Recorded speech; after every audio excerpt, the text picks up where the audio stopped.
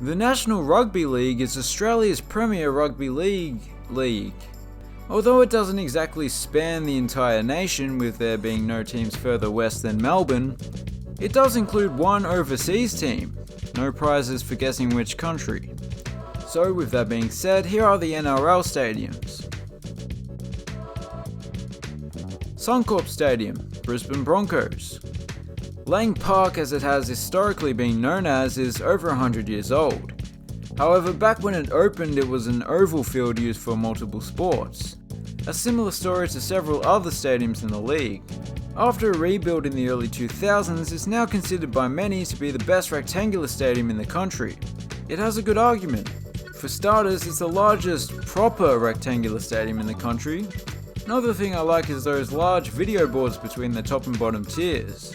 The seats are done up in what is not only the Broncos colours, but they're pretty much the colours of Queensland. The ground also hosts at least one State of Origin game each year.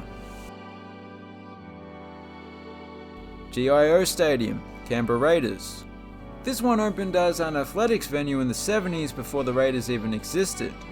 Despite being updated a lot since then, it's still a little lackluster considering it's the city's premier stadium. They could do with a little more covered seating, given that it's the only place to have snowed during an NRL game. And the fact that the field is sunken below ground level also adds to the cold, because gravity or something.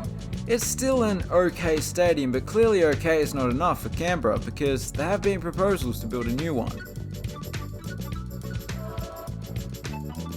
Accor Stadium, Canterbury Bankstown Bulldogs and South Sydney Rabbitohs. Contrary to how it sounds, Rabbitohs are not a Bugs Bunny cereal, but people that used to hunt and sell rabbits back in the day.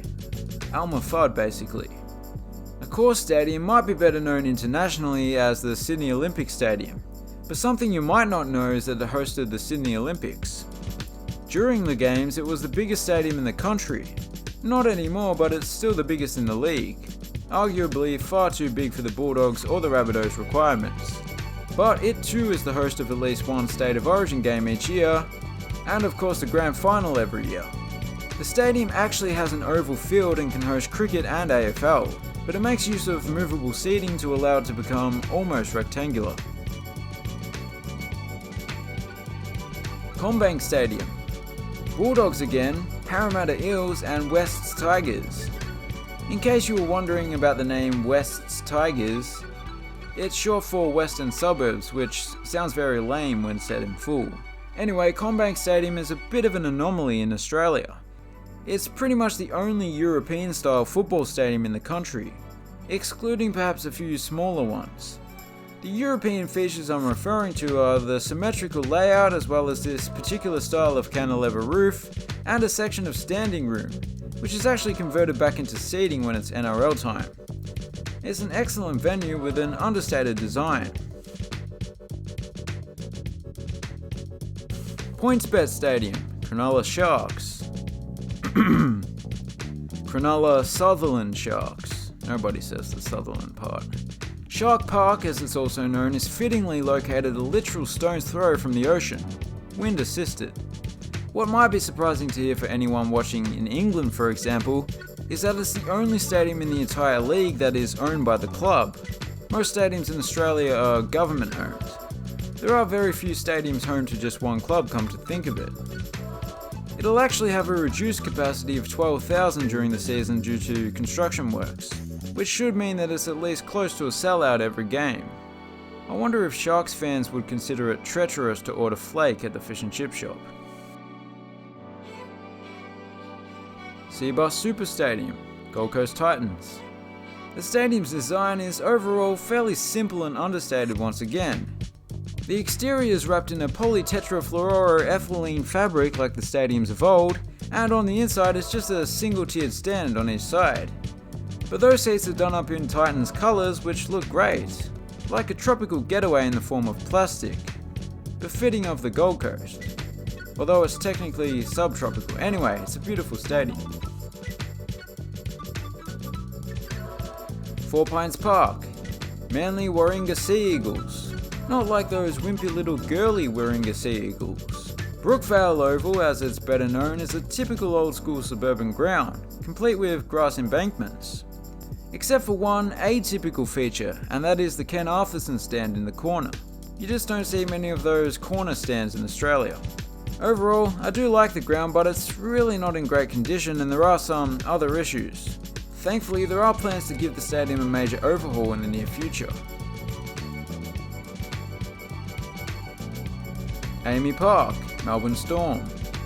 For a city that loves its sports that take place on an oval, it has one fantastic rectangle on its hands. Perhaps even the best rectangle in the country. It features one of the most distinctive exteriors of any stadium in the world. It's like clouds made from triangles. The wire-frame design is made from metal and glass. It also features solar panels, which I believe are also made from metal and glass, more or less.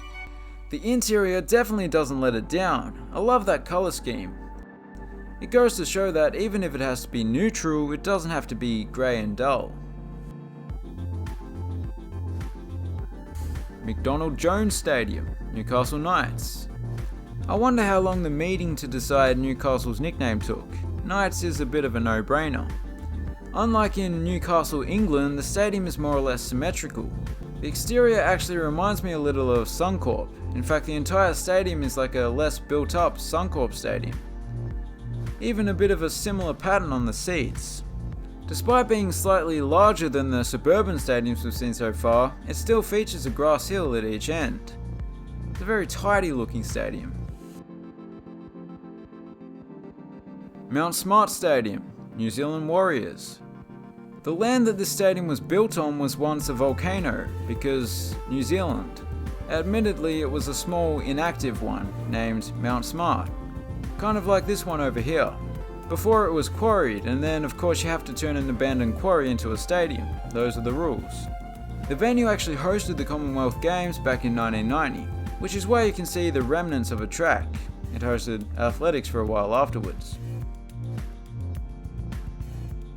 They play at Moreton Daly Stadium due to travel restrictions, so it's not really their own stadium, but I'll still talk about it because it's also home to soon-to-be NRL club, the Redcliffe Dolphins, and it will actually make it the second NRL stadium to be owned by the club. It's undergone some major improvements in recent years and transformed from a rudimentary club ground to a proper stadium, albeit still basic, but it looks good. The main downside is the lack of shaded seating. Those cliffs got red for a reason. Queensland Country Bank Stadium, North Queensland Cowboys. The newest of all NRL stadiums, having just opened in February 2020. Literally could not have chosen a worse time. The exterior, in particular the roof, was inspired by the pandanus plant that grows in the area. See? Almost identical. The seating is a horseshoe layout which opens up to offer the spectators a view of the city. Townsville. Townsville is a weird name, come to think of it. It's like Cityburg. Anyway, that pattern on the seating might be the best so far, showing off the Cowboys' colours in a subtle way. They've gone from having one of the worst stadiums to one of the best. Bluebet Stadium, Penrith Panthers. This is way out in the far west of Sydney. To put it into perspective to any UK viewers, it's about as far away from the city centre as Manchester is from Liverpool, but it's still Sydney. The stadium is fairly straightforward, kind of like a smaller version of McDonald Jones Stadium, except it's not symmetrical. There's an interesting inward tilt on the western stand, which is interesting, like I just said that.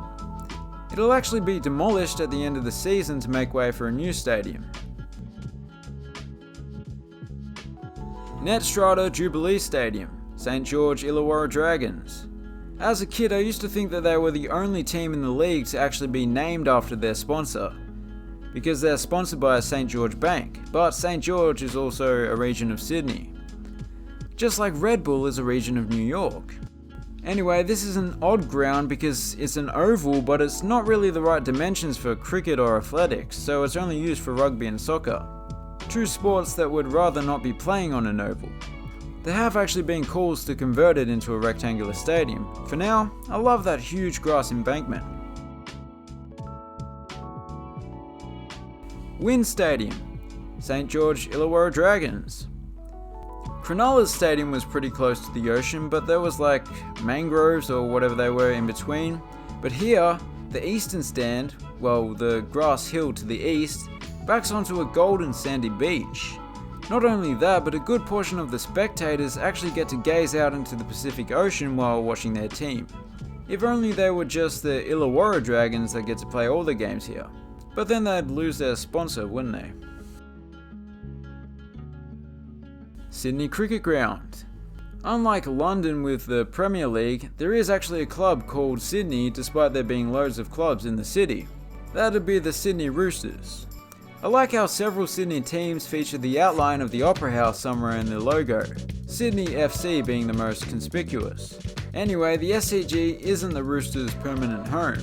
Their previous stadium was demolished and a new stadium is being built in its place. But even though it's an oval making for a less than ideal spectator experience, the SCG is still a special place to watch any sport.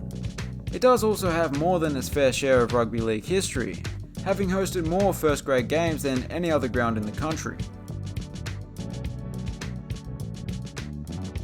Leichhardt Oval, West Tigers. It shares a lot of similarities with Brookvale Oval, one being the counterintuitive name, another being the dated facilities. But I think Leichhardt is regarded as being just that little bit more iconic, partially because it's been part of rugby league's first grade for so long. It was home to the Balmain Tigers since it opened in the 1930s, which then merged with another club to become the West Tigers. It seems like an almost cozy place to watch a game, especially this end with the trees. Once again, it's a stone's throw from the ocean because Sydney. In a bit of a change-up, we have a stadium in suburban Sydney that's home to a team called the West Tigers. Campbelltown Stadium. I suppose it's fair enough that they play at several stadiums given that they represent the western suburbs rather than just one suburb. This was the home of the Western Suburbs Magpies, the other half of the merger. When they first moved in the late 80s, it was an oval, but it has been redeveloped over the years and it will continue to, with the arrival of MacArthur FC of the A-League. It's a great little venue to end with. And those were the NRL Stadiums. If you enjoyed the video and you haven't done so already, please consider subscribing. Thanks for watching, have a good one.